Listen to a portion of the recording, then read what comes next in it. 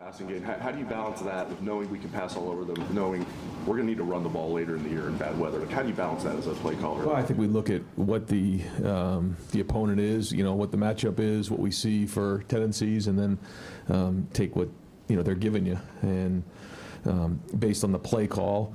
There's design runs, there's design passes, and there's decisions that are made post-snap based on what the defense is giving us. So those are all things that put stress on defenses, and we'll put the game plan together each week based on what the opponent does well, what we do well, and then kind of go from there. But the big question is, do you have the ability to do all of the things you want to do?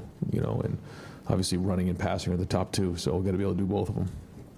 Go to the left, Jared Small. Brian, I have a very specific question about Tegra. Getting to know him a little bit, I don't know how many players you've coached who were ever born in the Congo, who came to this country without knowing English. A fascinating character study just in his career here. What I want to know is a little bit about his highs and lows here, and that journey that he's been on to become a starter here. Didn't start great for him, he admits that.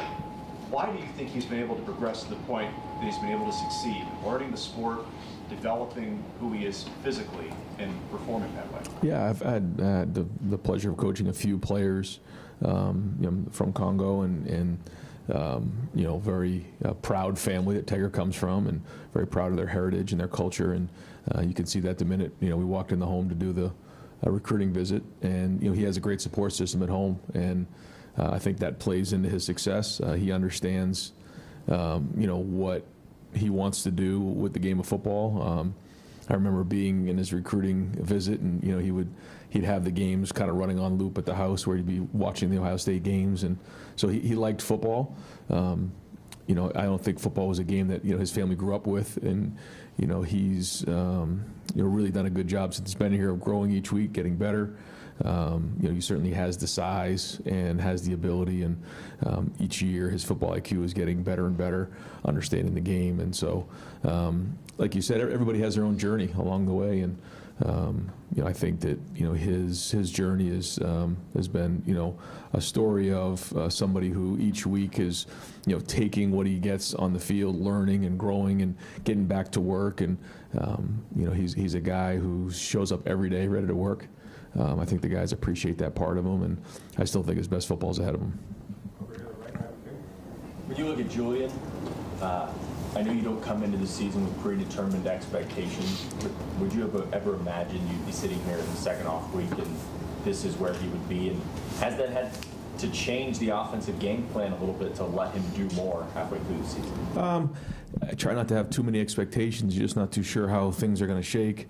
I've learned that you try to plan the best you can, but you really just want to focus on one game at a time, because you just don't know what is really going to happen. And weeks down the road, you try to predict some things. But I think each week he's grown more and more. He's built confidence, and I think his teammates believe in him now. And you could see he probably had his best game to date, at Wisconsin. So now he's got to grow from that and continue to build. So. We're just halfway through the season, so we got a lot of football left. But the number one thing we got to do is continue to take care of the football, lead the team, command the game. We're now getting it into the stretch run of the season, and then obviously in the playoff football. So all of these games, all these decisions, everything we're doing is going to be just ramped up and amped up at a higher level. So it's good to see him get some of these games under his belt as we make this run.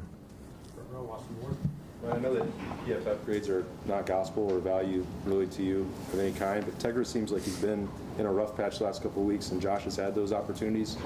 How much consideration is there with the off date and ahead of Penn State to put Josh in there? Yeah, well, we're looking at everything. We're looking at the stats, not only just coming off the last game, but of the first half of the season, and figure out, who and what gives us the best chance to win. So all things that we're evaluating. Most of the coaches were on the road yesterday, went through the film this morning and graded everything. We'll have our champions meeting today at 2:30 to go through the champions, give the guys the feedback on this game, but also on the first half of the season, the things they've done well, but the things they need to improve on. And everybody's going to get that type of feedback, including Tegra. And we need to improve in those areas.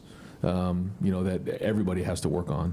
But we're going to evaluate everything and make sure we're doing what's right by the team. Second row middle, Stephen Meade. Kind of building off that, at running back, it seems like there's more guys getting into the mix there, and I know there's a balance of like how many guys you do want to play there. Carlos wants to play a lot of guys, but is this maybe the perfect time to maybe set a strict hierarchy of who should be getting what in the game, who should be involved, who shouldn't be involved, and is that part of the conversations that you guys want to have? I think most of the guys are so young that I still don't think we're there yet. I still think that each game they play, they're learning more and more. They're watching themselves on film. They're growing, and so they still got to continue to get better. There's a lot to be learned about all of them, and when you watch them play in the games, you get more and more feedback, and that's it. So it's their job to take the feedback from the coaches and try to get better. But I've said before, we're going to need them all. I think they all bring different things to the table, but I don't think we're in a position where right now we're going to make, like you said, a hierarchy. I think they all need to learn how to play in different areas and get better. And keep growing from there. I don't think we're there right now, as much as I'd like to say we are. But we'll take this bye week to continue to allow them to get better and keep evaluating it on a week-to-week basis. And then you don't know. I mean, maybe some guys start getting hot. That happens sometimes. They get into a rhythm of the game. There really weren't as many carries this past week because we're a little bit more in the RPO world. So some of the runs that were called ended up being throws. So that plays into it. But you also saw early in the season, I think both James and CJ had over 10 carries, in the first game. So each game is a little bit different, and we'll keep evaluating it. But it was certainly a bright spot to see Isaiah with some of the runs that he made. I thought he made guys miss and ran hard. Front row center, Bill Lewis. More generally about the run game, you said after the game that you obviously had to study it. Where is the run game? I'm sure it's not where you want it to be. What have you been able to diagnose about what the issues are and how confident are you can fix it? Yeah, I don't think it's about fixing it as much as there was some breakdowns in terms of technique in the game. I won't really get into pointing fingers, but we got to be more consistent in terms of identifying who we're going to and then using the technique to block them. There were some really good runs in the game, but then there was a stretch there in the third quarter where it was like 4 runs that went for nothing, and on a couple of them. A couple of them we didn't identify right, but for the most part it was technique, and we abandoned our technique. That's really what it came down to. I don't think that there was an issue in terms of the running backs not reading the right hole. I think we always want to see the running backs make 4 yards for the team and then make some guys miss down the road and run physical and through contact. Some of that did happen in the game when you watch the film, to be fair. We want to see it every play, but what we can have is have guys running free in the backfield, and then we had that a couple times in the game, and that wasn't just one guy, but the guys will get the feedback on their grades and figure out where they need to get better and get the feedback today. But to me, it was more of a technique issue, and maybe it was a lack of focus in that moment. But either way, it's unacceptable. Front row center, Joey Kaufman. Ryan, through 2 months of this season, assessing where the defense is and the way Matt Patricia's been able to impact him, what do you see as the biggest thing that he's done to sort of elevate them, scheme, culture, just coordinator training people that know how that unit would be, losing starters? Just what do you see as, his biggest impact 2 months in? Well, I think it's well documented when we went about trying to find a new defensive coordinator and work with Tim Walton and the staff. We wanted to make sure we had the right guy that fit the room, because when you talk about Tim and McArary and James and Larry, you're talking about one of the best, in my opinion, the best defensive staff in the country. And we didn't want to just bring in somebody that was going to bring in their own guys. So that was the first thing. So I think chemistry is the first answer to your question. I think that the chemistry with the coaches and the chemistry with the players has been excellent. I think the next thing is we wanted to find somebody who could use multiple fronts and multiple defenses to put our guys in a situation to be successful. We're not the same group of guys we were last year. As you know, we lost a lot of guys. We had to replace them. And I think Matt's background of using multiple fronts and multiple defenses to put guys in situations to be successful is probably the next thing that he's done well.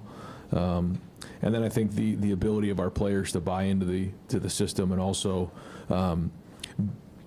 build the guys around them. So what I mean by that is, although we lost a lot of guys like Caleb, Davison, Sonny, Arvell, Caden Curry, these guys who have played a lot of football, KJ, they were able to take some of the new stuff and communicate it to the guys around them to build confidence so that they can go put it on the field for some guys that hadn't played a lot of football. So I think all of those combined is why you're seeing the success we've had in the first half of the season. But the first half of the season is just prep for the rest of the run. And so we all got to look back on the first half of the season here, figure out the things that we've done well, and then figure out, where we may have tendencies. We always said that, good offense and defenses have tendencies, but we got to make sure we're ahead of it and that we're not getting nailed down. So all things we're working on this week. Time for 2 more. We'll go to Spencer Holbrook. Ryan, I know that you said it was on accident after the game, but with what you saw that Carnell could do in the slot, and then what you saw from Quincy making a couple catches like he did, does that give you a little bit more question about maybe what you could do with a freshman who's starting to maybe come along a little bit here late this freshman year? Yeah, I thought he handled that well, and the pivot he caught was a really nice route. Then he caught and ran it and made it I think it turned into an explosive play. We were much more explosive on offense. I think we had double digits explosive plays, and I think that was one of them. But yeah, it was good to see him. That was really his first big action in a conference game, and I don't think he flinched. I thought he handled it well and did a good job and graded out pretty well. So that's exciting, and I think Carnell and Jeremiah need some of that as the season goes on. It's a long season, and they need that depth. That's important. The team needs it. So he and Milan, and hopefully we're going to get Bryson Rogers back this week. These guys can help because we need them. Last question will go to Dave Holmes. Ryan, some former older players have talked about how bye week practices sometimes are harder than normal because they want to stay sharp, but that was a pre-playoff era. I mean, how do you manage guys over the next week to 2 weeks? Yeah, everyone's a little bit different. There's guys who have played a whole bunch of football who need maintenance, and there's some young guys that need a whole bunch of football and a whole bunch of reps. So, we'll use the formula that we've used in the past for the bye week, but try to, give everybody what they need. Some guys need to heal. Some guys need reps. Some guys need more fundamental work. Everybody's a little bit different. But I think it is good, for us on, Sunday and on Monday to get away. Don't think about football for a little while. Come back, regroup, put Saturday's game to bed. And then we have, some really good practices this week on what we need to get done. So we know during the bye week is a good opportunity to take a step back. We always try to stay focused on the week at hand. This is a good time to take a step back and realize that we need to get certain things fixed, address some things, and then take a picture at the run that we're about to make and what we need to get done during the run, because once Sunday hits, it's right on to Penn State. Coach, thank you. All right, guys, thanks.